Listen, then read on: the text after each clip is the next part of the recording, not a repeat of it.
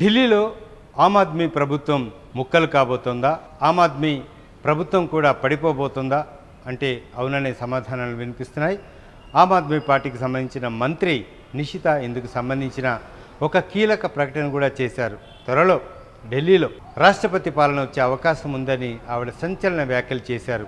ఆప్ పార్టీని, ఆప్ ప్రభుత్వాన్ని ముక్కలు చెక్కలు చేసేందుకు భారతీయ జనతా పార్టీ సన్నాహాలు చేస్తుంది, ఆ దిశగా పావులు కదుపుతోందని కూడా ఆవిడ ఇటు ఘాటు వ్యాఖ్యలు చేసిన పరిస్థితి అయితే కనిపిస్తోంది. ఇక నిన్నటికి నిన్న ఒక మంత్రి అక్కడ రాజీనామా చేసిన పరిస్థితి కనిపిస్తోంది. ఇక ఉప ముఖ్యమంత్రి మనీష్ సిసోడియా కూడా మరొక్కసారి కోర్టు మెట్టెక్కారు. మొత్తం ఆ ముఖ్యమంత్రి కూడా తీహార్ జైల్లో ఉన్నారు, కేజ్రీవాల్.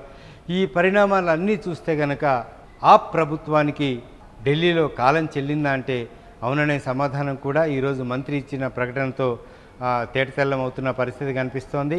ఇక ప్రభుత్వం ఆరోపణలు మాత్రమే ఎదుర్కొంటోంది, ఏ ఒక్క ఆరోపణ కూడా నిరూపణ కాలేదు. భారతీయ జనతా పార్టీ కావాలనే ఢిల్లీలో రాజకీయ అస్థిరతకు శ్రీకారం చుట్టిందనే అంశాన్ని కూడా ఆవిడ చెప్పుకొచ్చిన పరిస్థితి కనిపిస్తోంది. త్వరలో ఇక్కడ రాష్ట్రపతి పాలన విధించేందుకే సన్నాహాలు చేస్తున్నారు. ప్రభుత్వాన్ని నిర్వీర్యం చేసి బలహీన ప్రభుత్వంగా చూపించి ఇటు రాష్ట్రపతి పాలనకి శ్రీకారం చుట్టే పరిస్థితులు కల్పిస్తోంది భారతీయ జనతా పార్టీ అనే ఒక ఘాటు ఆరోపణలు కూడా ఢిల్లీ మంత్రి ఈరోజు ఉదయం చేసిన పరిస్థితి కనిపిస్తోంది.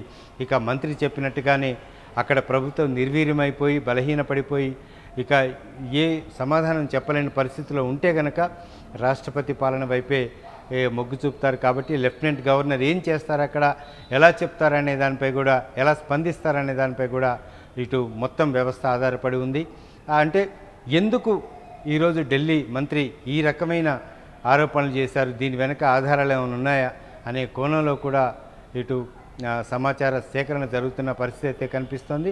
మొత్తానికి రాష్ట్రపతి పాలన అక్కడ అమలు చేస్తారా, నిజంగానే కేజ్రీవాల్ తీహార్ జైలుకే పరిమితం అవుతారా, ఇక బయటికి రారా, ఆయన మీద మోపబడిన ఆరోపణలన్నీ కూడా నిరూపితం అవుతాయా అనే అంశం పట్ల మాత్రం ఆసక్తి నెలకొంది.